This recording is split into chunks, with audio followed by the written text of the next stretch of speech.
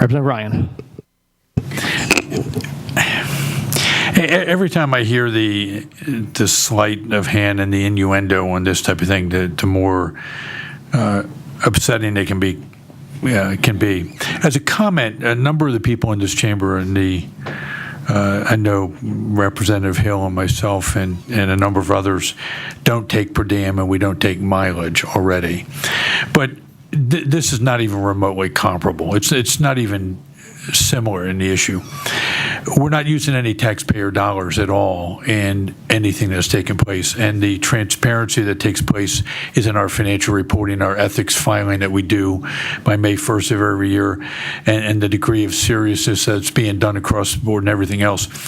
The only thing that I see that's got me concerned is about so many people that are so willing to keep an unfair advantage for public sector employees at the expense of the public that we're supposed to represent. When in God's name do we start representing people and stop in this legislature sitting back pretending for a second that everybody that works in the state or the local government or the PSEA or teachers have a special preemptive right? I don't see people working in the private sector that are retiring at age 55 with 85% of their pay. I don't see that anywhere. I was one of the first people many years ago watching my mother raise 5 children that sat back and did everything we could to support teachers who were underpaid, and they were. State workers who are underpaid. And I can tell you something.